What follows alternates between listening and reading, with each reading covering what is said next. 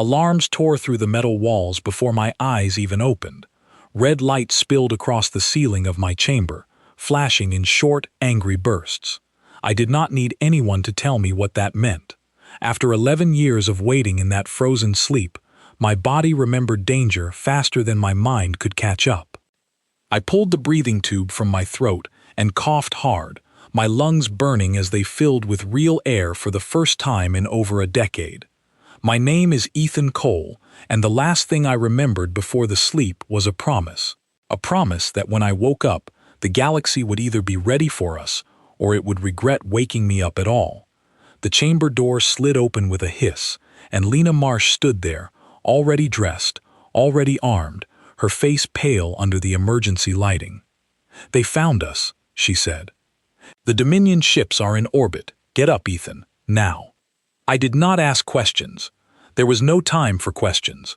I grabbed the gear laid out beside my pod, gear that had been prepared for this exact moment for years, and followed her down the narrow corridor toward the command deck. The floor vibrated beneath my boots. Somewhere above us, in the black of space, something enormous was moving closer to the planet we called home. This was not supposed to happen yet, not for another 2 years, according to the last projections. But plans change. Enemies do not wait for you to be ready. We reached the command deck, where the air felt thick with tension. A dozen faces looked up at me, some familiar, some new, all of them carrying the same expression, one part fear and one part something else, something like relief.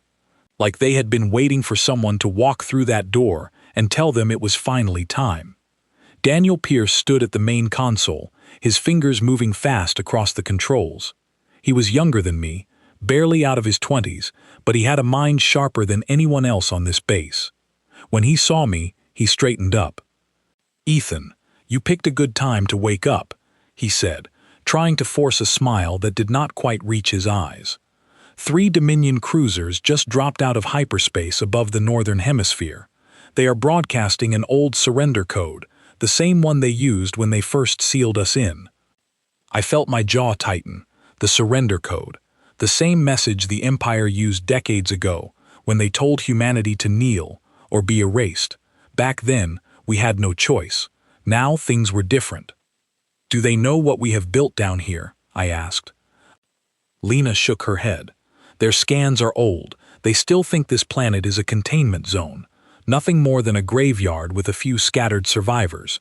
They have no idea what is under the surface." That was exactly how we wanted it. For years, ever since the Dominion sealed off our solar system and declared humanity too dangerous, too unpredictable, too violent to be allowed among the stars, we had been preparing in silence. While their satellites watched our skies for any sign of movement, we built underground. While their scans searched for weapons, we hid them beneath layers of rock and false readings. Every occupied structure they knew about was a decoy. Every real facility was buried so deep their instruments could not reach it. They thought they had broken us. They thought that after generations of quiet, humanity had finally accepted its cage. They were wrong. I walked closer to the main screen, where a live feed showed the 3 Dominion cruisers hanging in orbit like gray blades against the stars. Even from this distance I could see how massive they were, easily large enough to blot out sunlight over entire cities, if we still had cities on the surface worth hiding. "What is their next move?" I asked. Daniel tapped the screen, pulling up a translated transmission.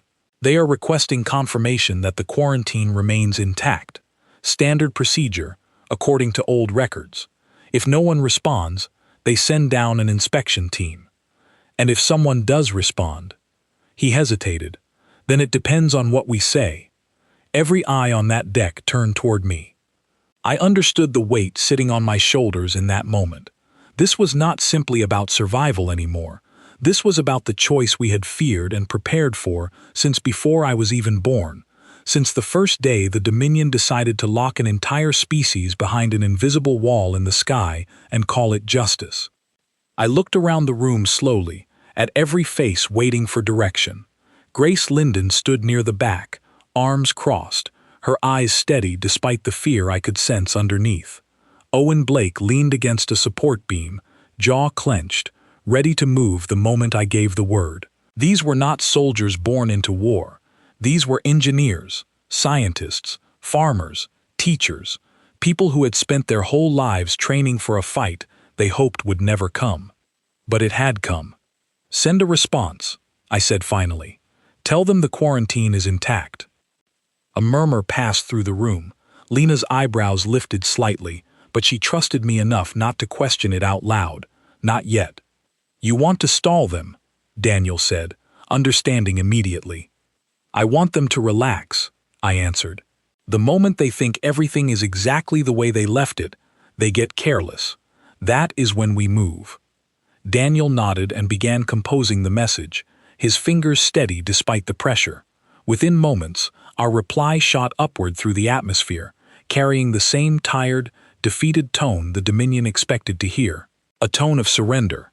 A tone that told them nothing had changed in 11 years. On the screen, we watched as the lead cruiser adjusted its position slightly, easing back from an aggressive stance into something closer to routine patrol. It was working. They believed us. For now. I turned to Lena. "Status on the fleet."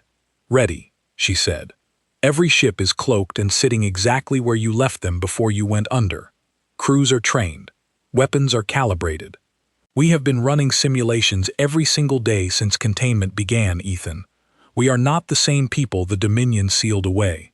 Something tightened in my chest, a mixture of pride and grief. Pride, because everything we built in secret had held together. Grief, because I knew what this moment meant. There was no going back once we made our move. No pretending anymore. No decades of quiet resistance disguised as defeat. Today, the mask came off. "What about the other colonies?" I asked. "Are they in position?" Daniel pulled up a star chart showing scattered points of light across 3 different systems, hidden human settlements that had grown in secret over the decades, built from smuggled resources and stubborn determination. Each point blinked steadily, a silent confirmation that they were ready and waiting for a signal only we controlled. "All colonies report full readiness," he said. "They are waiting on your word." I stared at that star chart for a long moment, thinking about everything it represented, every hidden shipyard, every secret training ground, every generation of children raised on stories of a galaxy that once tried to erase us, taught not to hate, but to prepare, to endure, to wait for the exact right moment. That moment was now. The Dominion cruisers above us had no idea what waited beneath the surface of this planet they believed was broken and empty. They had no idea that the species they once dismissed as too dangerous to exist among civilized worlds had spent every single day of their exile becoming exactly that. Grace stepped forward. "Ethan, the inspection team the Dominion mentioned. If they land, they will see through the surface decoys eventually. We do not have unlimited time." She was right.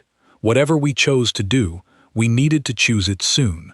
I looked at the faces around me one final time, every person in that room carrying the same silent question. Was this really happening?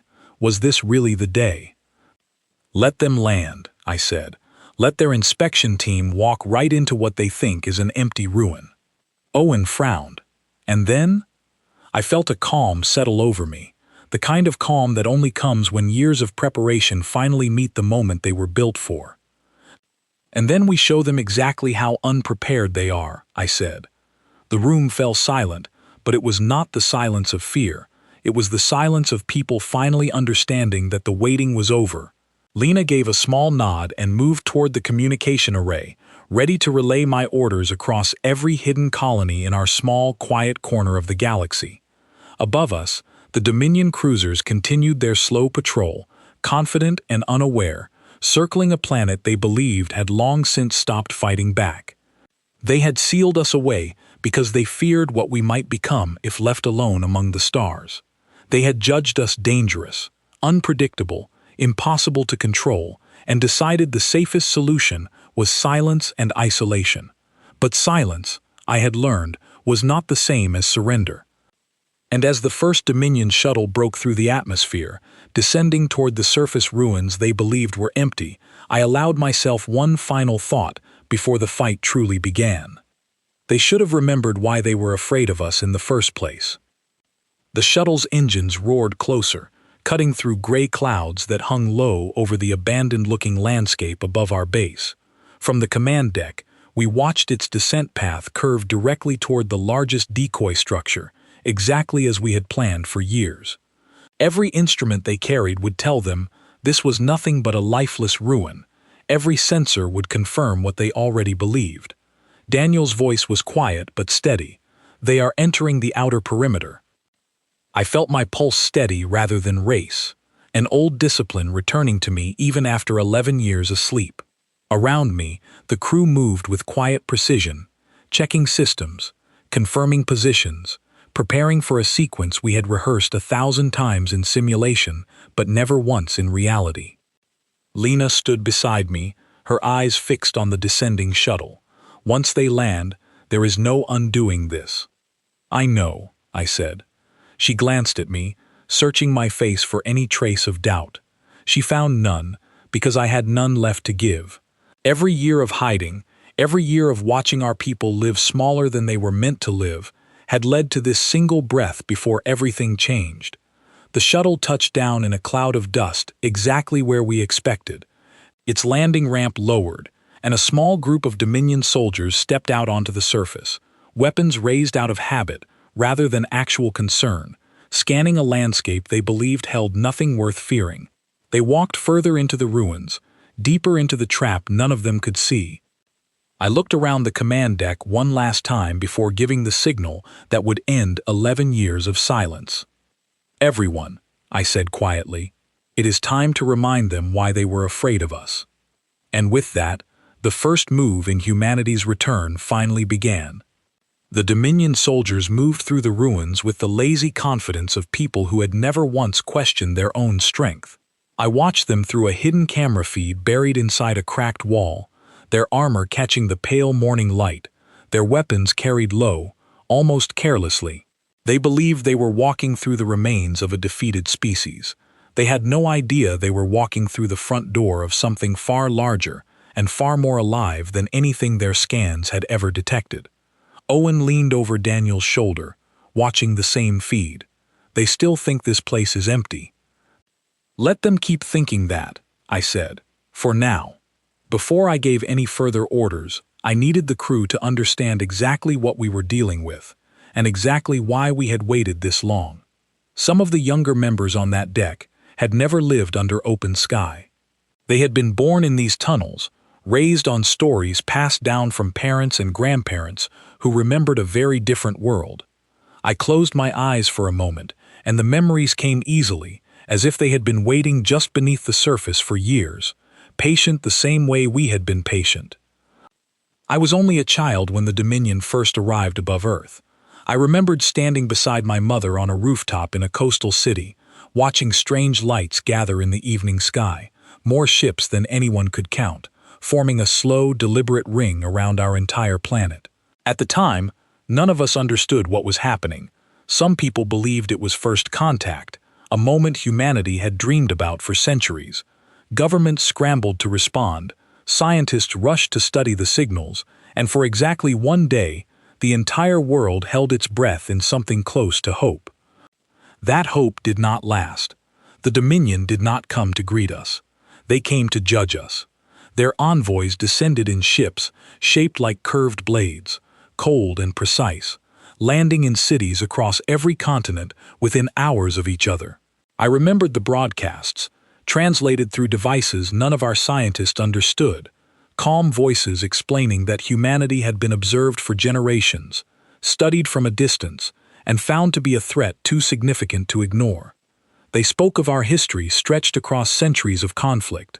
They spoke of our capacity for both incredible creation and equally incredible destruction, and they concluded, with the detached certainty of a species that considered itself far older and far wiser, that humanity could not be trusted among the greater community of civilized worlds. My mother held my hand so tightly that day I could still remember the ache in my fingers. Within a single month, the Dominion sealed our solar system behind a containment field none of our technology could penetrate or even fully understand. They called it protection Protection for the galaxy, not for us. They left behind observation stations, quietly monitoring for any sign that we might attempt to break free, and they departed, confident that isolation and time would eventually erase whatever threat we represented. They believed a species left alone long enough, cut off from resources, technology, and contact with the wider galaxy, would simply fade, grow smaller, grow weaker, eventually stop mattering at all. They did not understand humanity even a little. In the years that followed, our governments did not collapse into chaos, though there were difficult years, when old disagreements threatened to tear apart what little unity we had left. Slowly, painfully, something unexpected happened instead. Facing a shared challenge for the first time in our history, humanity began to change. Old borders blurred as nations pooled resources in secret. Scientists who once competed for recognition began collaborating in hidden facilities, driven by a single unspoken goal: survive, adapt, prepare. Every skill, every discovery, every scrap of knowledge humanity possessed was redirected toward a singular purpose: preparing for the day the Dominion returned to check on their prisoners. My own family became part of that effort almost by accident. My father was an engineer working on early containment field research, trying to understand the technology holding us captive. My mother, a linguist, helped decode fragments of Dominion communication intercepted by our scattered listening stations. I grew up surrounded by whispered conversations about frequencies, energy signatures, and stolen fragments of alien technology recovered from a handful of damaged observation drones that had come down on our world over the years. By the time I was old enough to understand what was truly happening, an entire generation had already dedicated their lives to a singular mission, ensuring that when the Dominion eventually returned, they would not find the broken, defeated species they expected. Training began early for children like me. Not training built purely around strength, though physical preparation was part of it, but training built around resilience, discipline, and understanding. We studied Dominion history whenever fragments could be recovered. We studied their technology, learned piece by piece from salvaged drones and captured probes. We studied their patterns of thinking, their assumptions, their blind spots. The Dominion believed humanity's greatest weakness was our unpredictability. It never occurred to them that unpredictability, when properly guided and refined, could become our greatest strength instead. Underground facilities expanded slowly across the following decades, hidden beneath mountains, buried beneath oceans, disguised within structures the Dominion's periodic scans had already dismissed as insignificant. We built shipyards deep beneath the surface, learning to construct vessels using knowledge gathered from both salvaged Dominion technology and humanity's own stubborn ingenuity. Every advancement was tested carefully, quietly, never allowed to leak even the slightest trace to the surface where Dominion sensors might notice unusual activity. I remembered the day I first stepped inside one of those hidden shipyards, barely a teenager, standing beneath the curved hull of humanity's very first true starship, built entirely in secret over nearly 2 decades of hidden labor. The pride in that room was almost overwhelming, mixed with a quiet, steady determination that settled over everyone present. This was not a moment for celebration. This was a moment for renewed focus. Because building ships alone would never be enough. We understood that clearly. The Dominion possessed centuries of advanced technology, entire fleets built from resources spanning multiple star systems, and knowledge accumulated across a civilization far older than our own. If humanity intended to survive an eventual confrontation, strength alone would never be sufficient. We needed something the Dominion could never predict. This became the foundation of everything that followed. Rather than attempting to match Dominion technology directly, our scientists and engineers focused instead on adaptability, on finding unconventional solutions the Dominion's rigid, structured mindset would never anticipate. We studied their methods obsessively, searching for patterns, for weaknesses hidden within their overwhelming confidence. And we found them. The Dominion, for all their advanced technology, operated according to strict routines developed over centuries of expansion and control. They trusted their systems completely, rarely deviating from established procedure, confident that no lesser species could ever outthink methods refined across countless generations. This rigid confidence became the very weakness humanity learned to work around. Our engineers developed technology specifically designed to mimic Dominion sensor readings, creating false signatures capable of fooling their scanning systems entirely. This was how we managed to hide entire shipyards, entire colonies, directly beneath the notice of Dominion observation stations orbiting our own solar system for decades. Meanwhile, our scientists worked tirelessly on protective technology capable of standing up to Dominion equipment, studying salvaged fragments recovered from crashed drones with an intensity that bordered on obsession. Slowly, piece by piece, humanity built not just tools and ships, but an entire framework of technology uniquely suited to our own strengths. By the time I turned 20, I had already completed years of specialized training, learning methods, technology, and history that few outside our hidden network even knew existed. I was selected, along with a small group of others, for a program designed to prepare humanity's first generation of leaders for the eventual confrontation everyone knew was coming. Lena Marsh was part of that same program, though we did not meet until years later, both of us shaped by nearly identical circumstances despite growing up on opposite sides of the planet. Daniel Pierce joined slightly later, recruited for his exceptional understanding of Dominion technology, able to identify patterns within their systems that even our most experienced engineers had missed. Together, along with countless others across every hidden colony humanity had established, we built something the Dominion never accounted for in their original assessment. Not simply survival, not simply quiet resistance, preparation on a scale spanning generations, driven by patience, discipline, and an unshakable determination to prove that humanity's judgment had been wrong from the very beginning. The Stasis program began nearly 15 years ago, designed specifically for select individuals trained extensively in both leadership and strategy, allowing us to preserve our skills and readiness across an extended waiting period, without the natural toll of aging affecting our capabilities when the moment finally arrived. I volunteered without hesitation.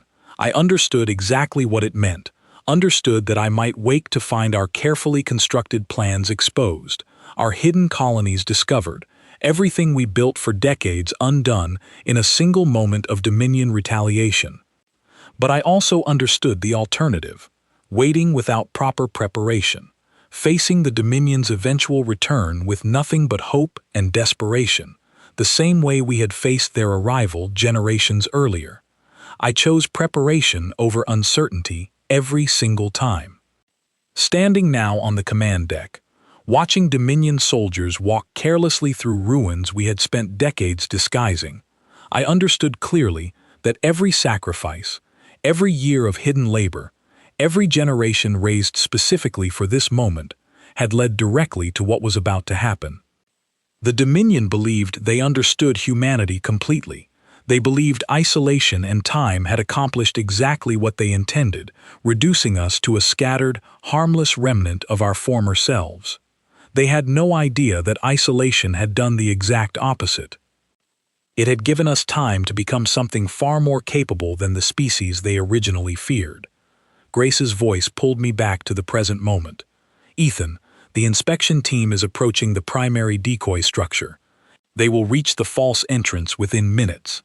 I opened my eyes, steadying myself fully in the present.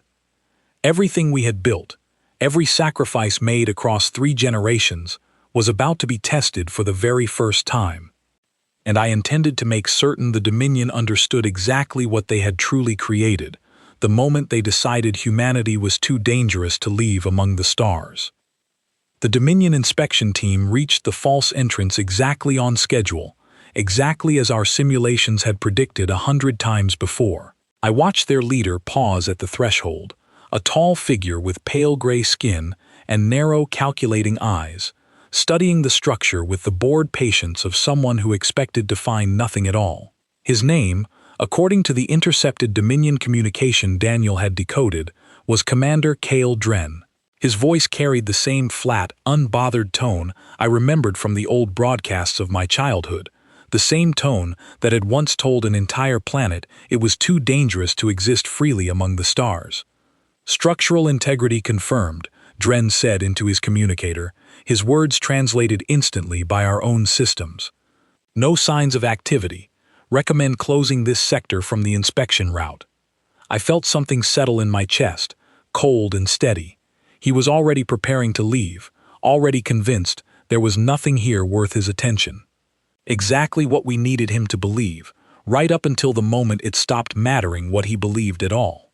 Lena, I said quietly, begin phase 1. She nodded and moved to the secondary console, her fingers steady despite the moment pressing down on all of us. Across the hidden network beneath the surface, a signal traveled outward, activating a series of holographic projectors we had built specifically for this exact scenario. On the surface, the ruins around Dren's inspection team began to shimmer and then shift. The empty, lifeless structures they had scanned only minutes earlier transformed slowly into something entirely different, revealing hidden entrances, activated lighting, and structural details our decoy technology had kept concealed until this precise moment. I watched through the camera feed as Dren froze, his narrow eyes widening slightly, the first crack in his composed expression since he had landed. This location was previously confirmed as inactive, he said sharply into his communicator, his flat tone finally carrying a trace of genuine concern. Confirmed inactive is not the same as confirmed empty, I murmured to myself, watching him carefully.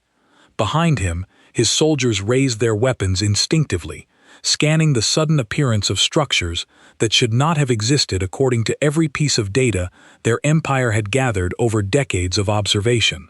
Confusion rippled visibly through their formation, exactly the reaction we had spent years designing this moment to create. "Daniel," I said, "time to say hello properly." He grinned slightly despite the tension in the room and activated the communication array. A moment later, my voice would carry directly into Commander Dren's communicator, translated instantly into his own language through technology we had reverse-engineered from their own systems years earlier.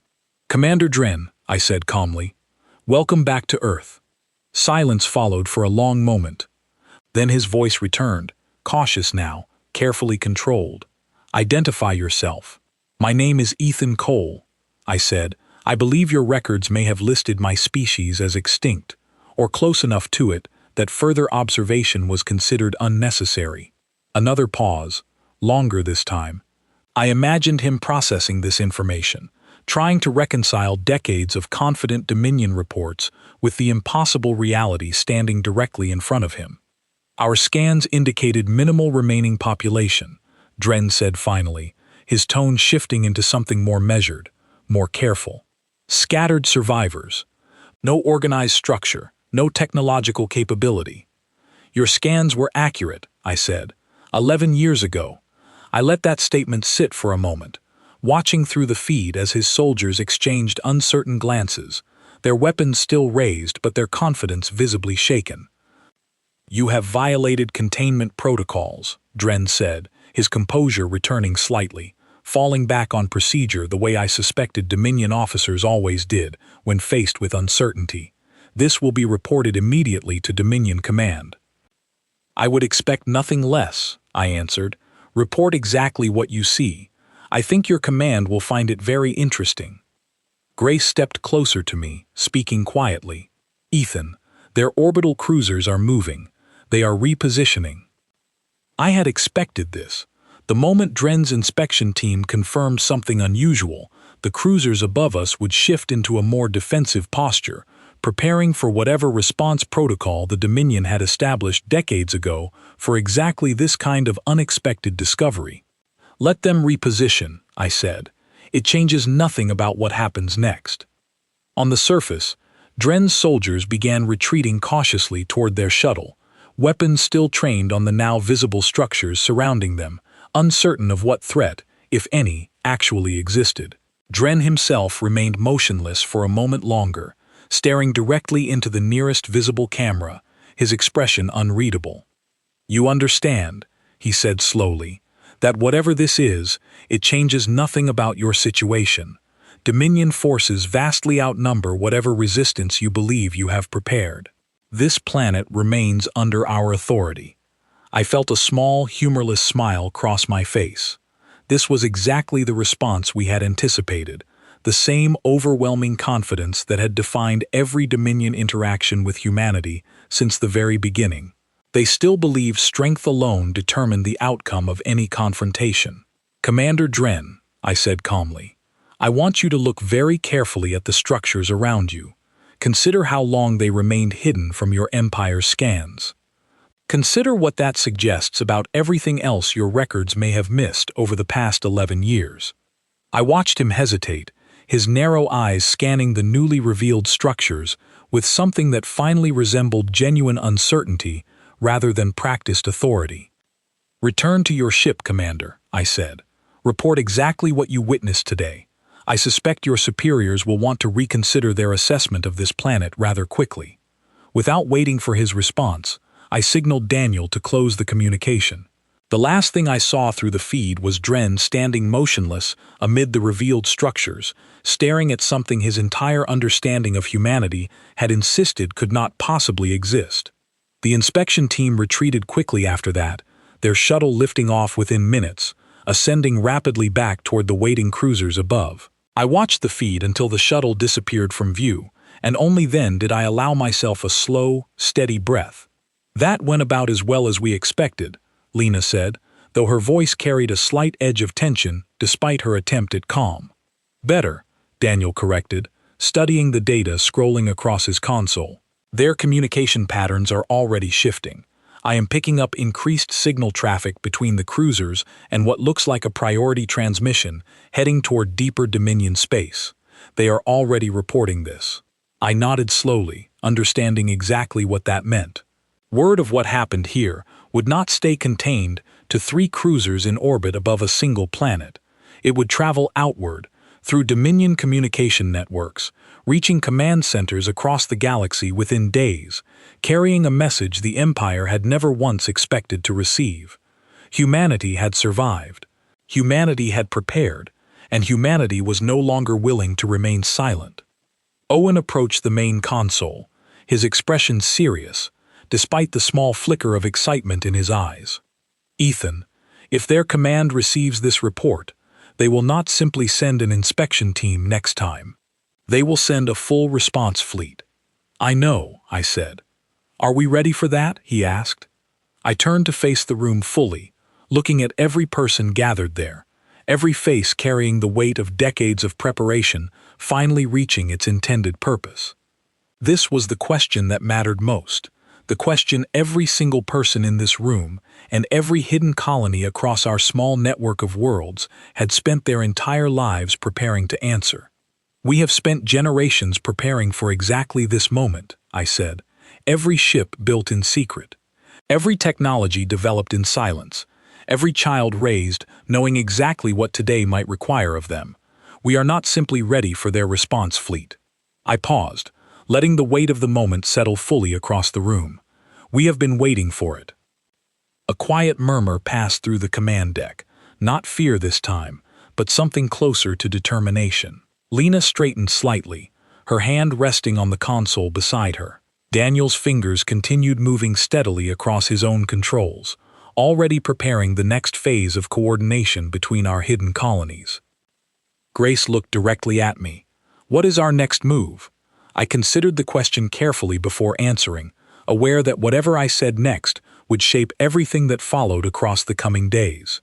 The Dominion would not simply accept what their inspection team witnessed today without response. Their pride alone would demand a stronger show of force, a reassertion of the authority they believed they still held over our planet. "We let them come," I said finally, "but this time we make certain they understand exactly what waiting for them." Daniel looked up from his console. "You want to reveal the full extent of what we have built?" "Not yet," I said, "but enough to make them hesitate, enough to make them question everything their records told them about us." Lena studied me carefully. "And if hesitation is not enough? If they choose to respond with overwhelming force regardless of what we show them?" I thought about that question for a long moment, remembering every year of training, every simulation, every quiet conversation among leaders who had spent decades preparing exactly for this possibility. "Then we remind them," I said quietly, exactly why they were afraid of us in the first place. Above us, unseen but unmistakably present, 3 Dominion cruisers continued their careful repositioning, their crews processing information that contradicted everything they believed about the small, isolated planet beneath them. Somewhere far beyond our solar system, that information was already traveling outward, carrying word of an impossible discovery toward the heart of an empire that had long since stopped paying close attention to a species they believed they had permanently contained. They were about to learn just how wrong that assumption truly was. 3 days passed before the Dominion made their next move. 3 days spent preparing every hidden colony across our small network of worlds for what everyone understood was coming. I spent most of that time moving between command centers, reviewing readiness reports, and speaking directly with colony leaders who had waited their entire lives for exactly this moment. Mira Ashford led the settlement hidden beneath the ice fields near what had once been called the Southern Pole, a colony specializing in advanced shipbuilding using techniques passed down through 3 generations of engineers. When I contacted her directly, her voice carried the same steady determination I had seen across every corner of our resistance. "We have 60 vessels ready for immediate deployment," she said. "Another 40 require minor final adjustments, but they will be combat-capable within another 2 days if needed." "And your people?" I asked. "Are they prepared for what comes next?" She paused for a moment before answering. "Ethan, we have spent our entire lives preparing for this. Every child in this colony learned to operate shipyard equipment before they learned to read. We are ready." Similar reports came from every hidden settlement across our territory. Colonel Adam Voss, leading the largest ground defense network buried beneath the mountain ranges to the east, confirmed that every defensive position remained fully operational, our concealment technology holding strong even as Dominion scans grew increasingly focused on our region following Dren's report.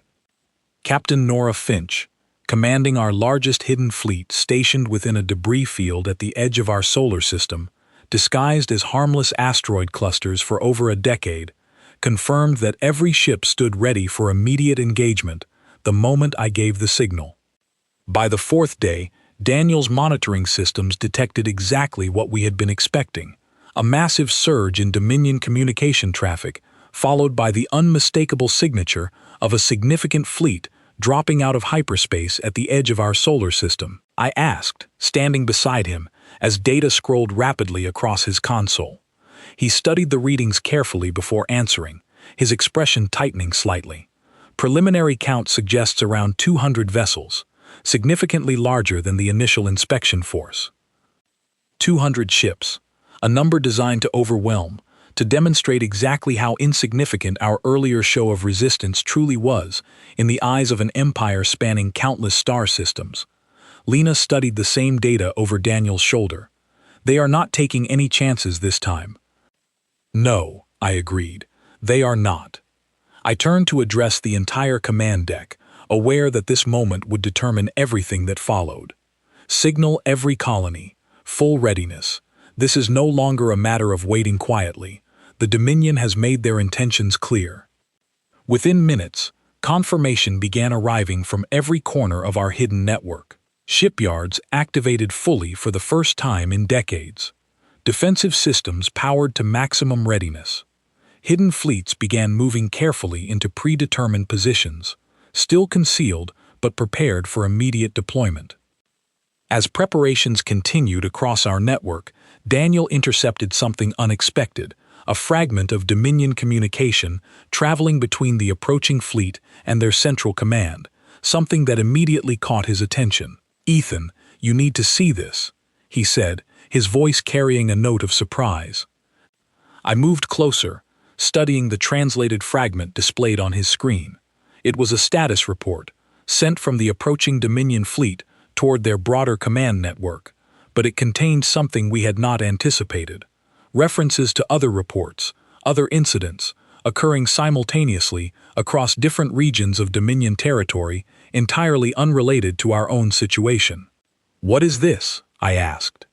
Daniel worked quickly, pulling together additional fragments of intercepted communication, piecing together a picture that grew more significant with every new piece of information. It looks like similar situations are developing elsewhere. Other species, other territories under Dominion control, showing unexpected resistance around the same general time frame. Grace leaned forward, studying the data carefully. You think this is connected to us somehow? I do not think it is coincidence, Daniel said slowly. Look at the timing. Multiple incidents, all occurring within the same general period, all involving species previously considered fully contained or subdued by Dominion authority. I felt something shift within me, a realization slowly forming as I studied the data more closely. During our decades of preparation, we had focused almost entirely on our own survival, our own resistance, assuming humanity stood essentially alone against an empire spanning countless worlds. But the Dominion had conquered and contained far more than just our small corner of the galaxy. Other species under Dominion control, I said slowly, species who might share our exact same reasons for wanting their freedom back. Lena's eyes widened slightly as the implications settled fully across the room. You think we might not be alone in this? I did not answer immediately, instead studying the intercepted fragments more carefully, searching for any additional detail that might confirm or deny the possibility forming in my mind. If other species across Dominion territory were beginning to show similar signs of resistance around the same general time frame, it suggested something far larger than simple coincidence. It suggested a pattern the Dominion themselves may have unknowingly created through their own methods of control. Daniel, I said, can you identify exactly which regions these other incidents are occurring in?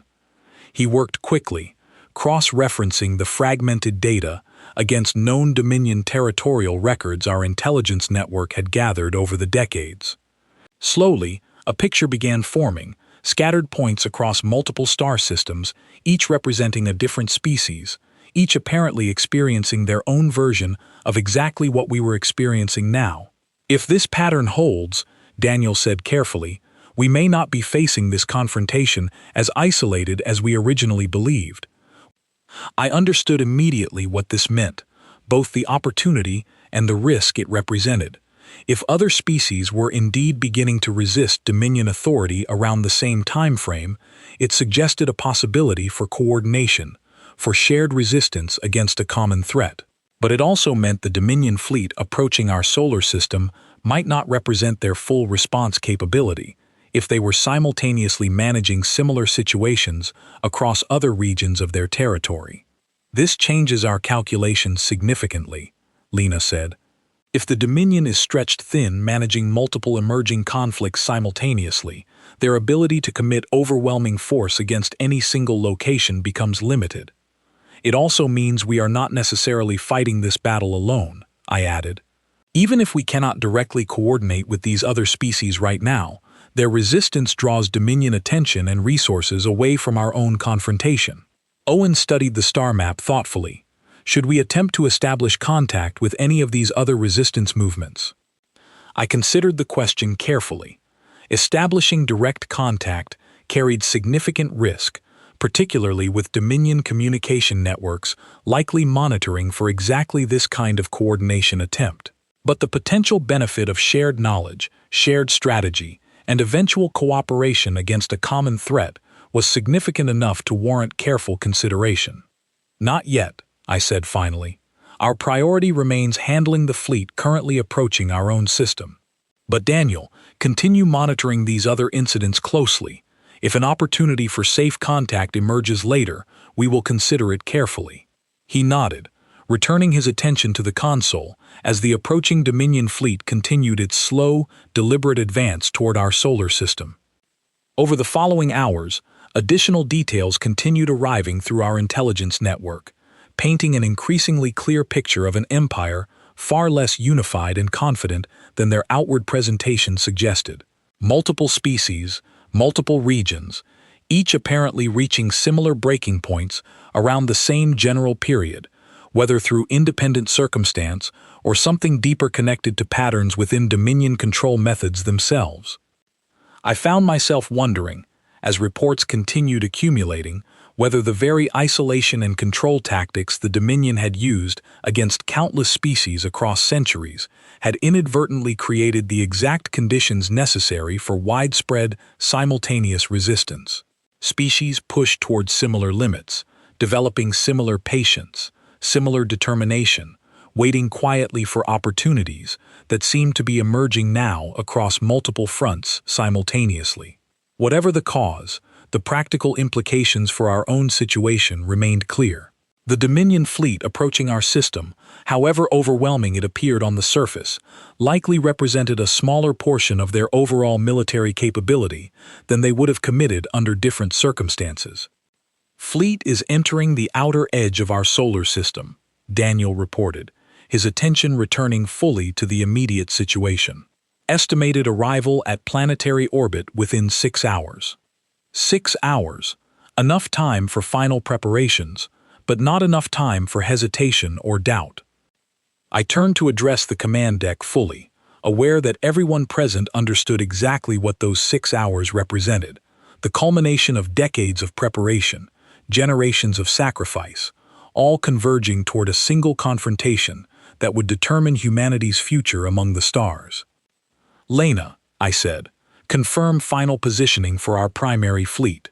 She moved quickly to the communication array, relaying instructions across our hidden network with practiced efficiency. Across 3 different systems, hidden human colonies began final preparations, ships moving carefully into predetermined defensive formations while remaining concealed from Dominion detection for as long as possible. "Grace," I continued, "status on ground defenses?" "Fully operational," she confirmed. "Every hidden facility remains concealed and ready. If the Dominion attempts any additional ground incursion, they will find significantly more resistance than their inspection team encountered." "Owen, communication systems?" "Ready," he said. "We can broadcast across the entire system the moment you give the order." I nodded slowly, feeling the weight of the coming hours settle fully across my shoulders. Everything we had built, everything 3 generations of humanity had sacrificed to prepare for this exact moment, would be tested within the next 6 hours. The Dominion had returned expecting to find a broken, contained species exactly where they had left it decades earlier. Instead, they were about to discover a civilization that had spent every single day of their isolation transforming quiet suffering into patient, determined strength. As the hours passed and the Dominion fleet drew steadily closer to our solar system, I found myself thinking once again about Commander Dren, about the uncertainty I had witnessed in his expression during our brief exchange days earlier. That uncertainty would spread now, through his entire fleet, through every soldier and officer approaching our world, expecting an easy demonstration of continued Dominion authority. They had no idea what actually waited for them. Daniel's voice broke through my thoughts. "Ethan, fleet has entered planetary orbit range. Estimated time until full engagement range, approximately 40 minutes. I straightened fully, looking around the command deck one final time before the confrontation truly began. Every person present carried the same expression, steady determination mixed with the natural tension that came with finally facing a moment prepared for across an entire lifetime. "This is it," I said quietly. "Everything we have built, everything we have sacrificed, comes down to the next several hours." I looked directly at Lena, at Daniel, at Grace and Owen, at every face gathered across that command deck, representing not just our immediate crew, but the hopes of every hidden colony scattered across our small corner of the galaxy. "The Dominion believes they understand exactly what they are facing," I said. "They believe this confrontation will unfold exactly as their previous encounters with our species did, decades ago. They are about to discover exactly how wrong that assumption truly is." Lena straightened at her console. "Orders, Ethan?" I turned toward the main display, watching as the Dominion fleet continued its steady approach through the outer reaches of our solar system, 200 vessels moving with the confident precision of an empire that had never once considered the possibility of genuine resistance from a species they believed thoroughly contained. "Bring our fleet online," I said. "It is time the Dominion understood exactly what waiting for them." Across 3 hidden systems, humanity's carefully concealed fleet began powering to full readiness. Decades of patient preparation finally converging toward the moment every single person in our network had spent their entire lives anticipating. The confrontation the Dominion never saw coming was about to begin. The Dominion fleet crossed into full engagement range exactly 40 minutes later, exactly as Daniel had predicted. 200 vessels forming a slow, methodical pattern around our planet, their formation reflecting centuries of disciplined military doctrine. From the command deck, I watched their approach on the main display, feeling the steady pulse of my own heartbeat, matching the quiet hum of our own systems, powering to full readiness around me. "All colony fleets report ready," Lena said, her voice carrying the same calm precision I remembered from years of training together. "Waiting on your signal, Ethan." I studied the formation above us carefully, searching for any weakness in their positioning, any opening our own preparation had specifically designed to exploit.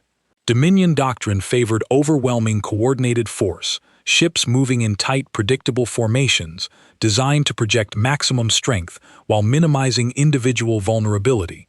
It was exactly the kind of rigid structure our own strategy had been built to counter. "Daniel," I said, "status on their communication array?" "Fully operational," he confirmed. "They are broadcasting the same surrender code from before, demanding immediate confirmation of continued containment compliance." I almost smiled at that. Even now, faced with clear evidence that something had fundamentally changed, the Dominion clung stubbornly to the same rigid protocols that had defined their approach to our species for decades. "Send our own transmission," I said. "Let them hear exactly what compliance looks like now." Daniel activated the communication array, and moments later, my voice would carry directly into every Dominion vessel currently positioned above our world, translated instantly through technology we had spent years perfecting specifically for this moment.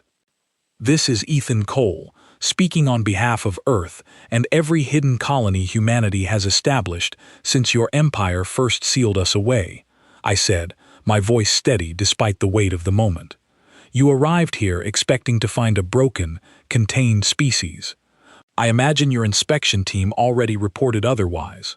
Silence followed for a long moment before a response finally arrived, a different voice than Dren's, carrying significantly more authority and considerably less patience.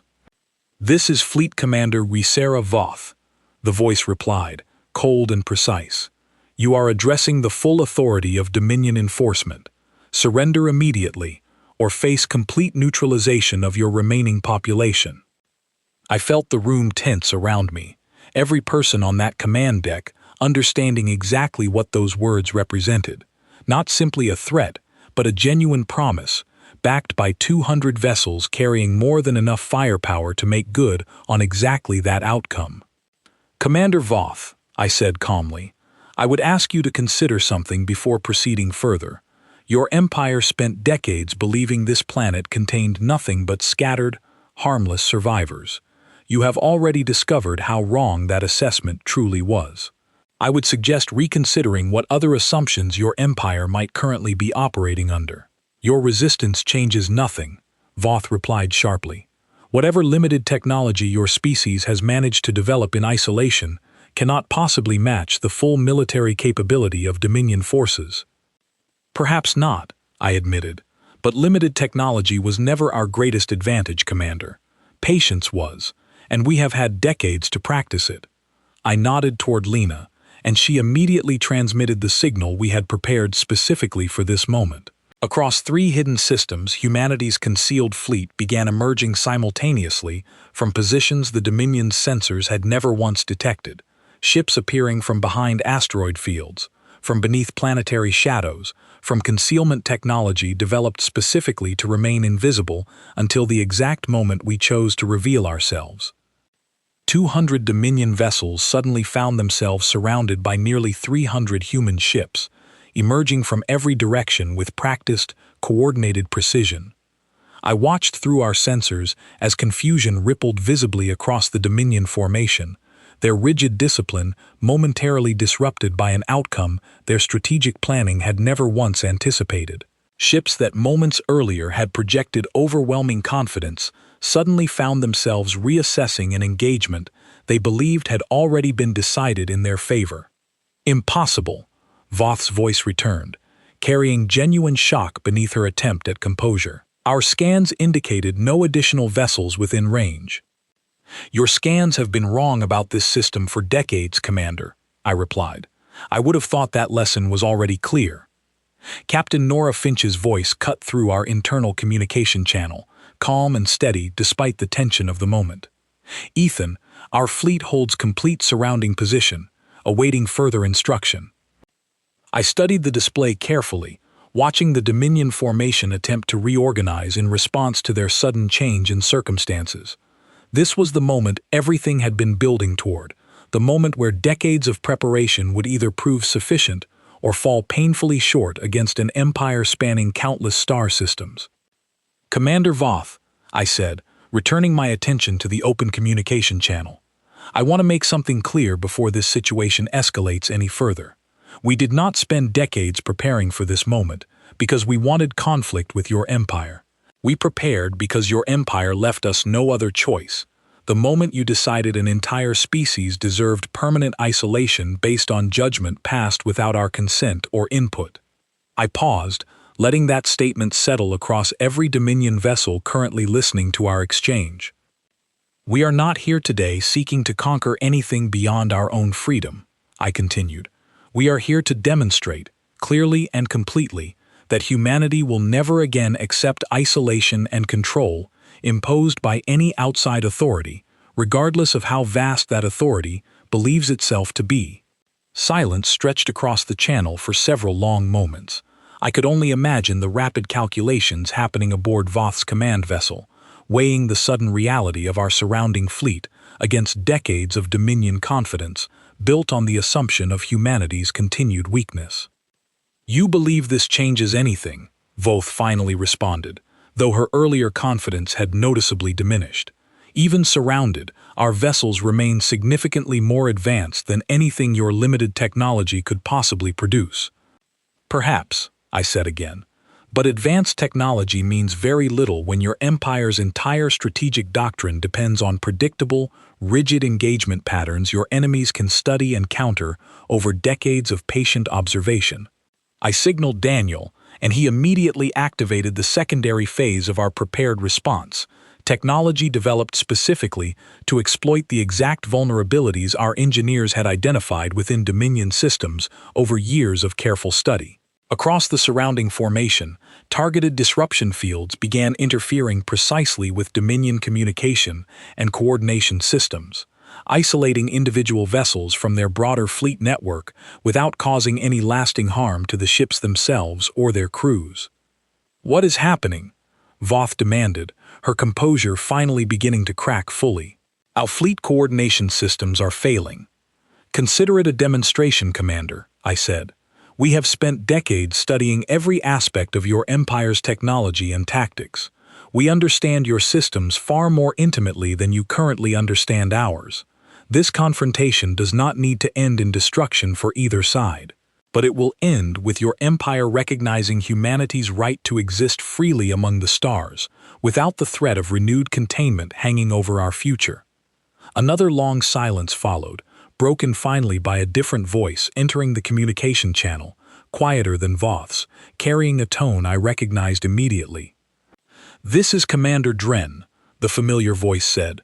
"Commander Voth, I would recommend caution before proceeding further.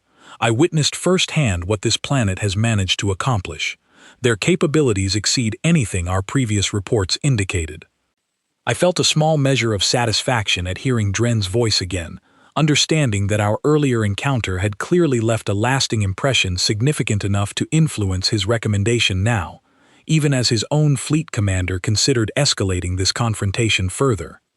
Voth remained silent for a long moment, likely weighing Dren's caution against her own instinct toward decisive action.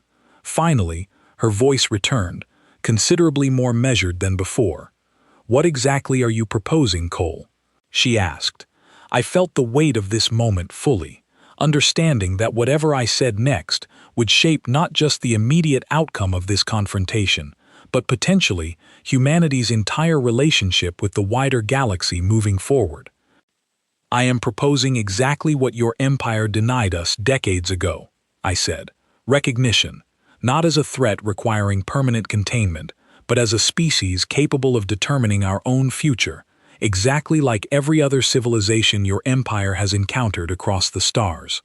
Your empire judged us dangerous based on our history of conflict, I continued, but every civilization carries that same history somewhere within their past, including your own. What matters is not the mistakes of our past, but the choices we make moving forward. We are not asking your empire to trust us blindly. We are asking for the same basic respect extended to any other species capable of managing their own affairs. I paused, allowing the weight of my words to settle fully across the channel before continuing. Withdraw your fleet, Commander Voth. Report to your command exactly what you witnessed here today. Humanity does not seek conflict with your empire, but we will no longer accept isolation and control imposed without our consent. If your empire chooses to respect that boundary, there is no reason our two civilizations cannot coexist peacefully moving forward. The silence that followed felt longer than any that had come before it, stretching across several tense minutes while Voth presumably consulted with her own command structure regarding how to proceed. I remained steady, watching our surrounding fleet hold position exactly as instructed, demonstrating both our capability and our restraint simultaneously. Finally, Voth's voice returned, carrying something I had not expected to hear, a measure of genuine reconsideration beneath her carefully maintained authority. Your proposal will be reported to Dominion High Command, she said. I am not authorized to make binding decisions regarding your species' status independently. However, given the circumstances demonstrated here today, I will recommend immediate withdrawal pending further evaluation.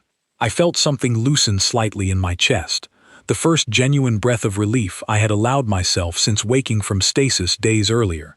This was not a complete resolution, not yet, but it represented something humanity had not experienced in decades. Genuine acknowledgement from Dominion authority that our situation required serious reconsideration rather than simple, dismissive control. That is all we ask, Commander, I said. A fair evaluation based on who we actually are, rather than assumptions made decades ago without proper understanding. Over the following hour, I watched as the Dominion fleet slowly began withdrawing from our system, their formation retreating carefully while our own fleet maintained position, ensuring their departure proceeded exactly as promised without any last-minute complications.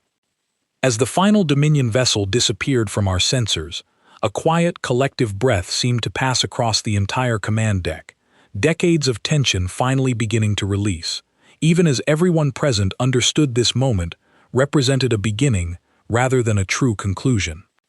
Lena turned to me, her expression carrying a mixture of relief and cautious optimism. Do you think they will actually reconsider our situation? I considered her question carefully before answering, aware that genuine uncertainty remained regarding how Dominion High Command would ultimately respond to Voth's report. I think they will have to, I said finally. Whatever they decide moving forward, they can no longer operate under the assumption that humanity remains weak, scattered, and easily controlled. Today, we made certain of that. Daniel looked up from his console, a genuine smile finally crossing his face for the first time since the confrontation began. What happens now? I looked around the command deck slowly, at every face carrying the shared weight and relief of a moment decades in the making, and felt something settle firmly within me, a quiet confidence built not on victory alone, but on the knowledge that humanity had finally reclaimed the ability to determine our own future. Now, I said, we continue exactly as we have for decades. We prepare, we remain patient, and we make certain that whatever the Dominion ultimately decides, they understand clearly that humanity will never again accept a future determined entirely by someone else's judgment. Grace stepped forward, her expression thoughtful. And the other species we detected showing similar resistance across Dominion territory? Should we attempt contact now? I thought about that question carefully, understanding the significance it carried for humanity's future among the stars.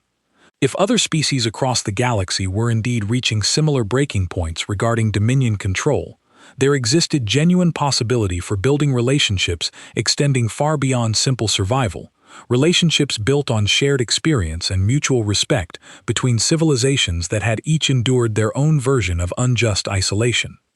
Carefully, I said, but yes, if other species are genuinely seeking the same freedom we fought for today, there is no reason we cannot explore building something meaningful together, moving forward. As the command deck slowly returned to normal operations, reports beginning to arrive from every hidden colony across our network confirming successful resolution of the confrontation, I found myself walking toward the observation window overlooking the planet below, watching the pale blue world that had remained hidden and contained for so many decades. Earth looked exactly the same as it had 11 years earlier when I first entered stasis, exactly the same as it had appeared in memories stretching back to my earliest childhood. But everything about our situation had fundamentally changed within these past several days, decades of quiet, patient preparation finally proving its worth against an empire that had severely underestimated exactly what isolation and time could create within a determined, resourceful species. The Dominion had sealed us away because they feared what humanity might become if left alone among the stars. They believed isolation would weaken us, reduce us to something smaller, something easier to control and dismiss. Instead, that same isolation had given us exactly what we needed most: time. Time to prepare, to adapt, to transform quiet suffering into patient, determined strength, capable of standing firmly against an empire that had once believed our species posed no meaningful challenge to their authority. Standing there, watching Earth slowly rotate beneath our position, I understood clearly that this moment represented far more than a single successful confrontation. It represented the beginning of humanity's true return to the wider galaxy, not as a broken, contained species desperately seeking approval, but as a determined civilization finally prepared to claim its rightful place among the stars, on our own terms, according to our own judgment. The Dominion had been unprepared for exactly this outcome, unprepared for a species that had spent decades transforming exile into preparation, isolation into strength, and quiet patience into an unshakable determination that would echo across the galaxy for generations to come. And as I watched the sun rise slowly over the horizon of our world, casting warm golden light across a planet finally beginning to reclaim its freedom, I understood clearly that whatever challenges still lay ahead, humanity would face them exactly as we had faced everything else across these long, difficult decades. Together, prepared, and absolutely unwilling to ever again accept a future determined by someone else's fear,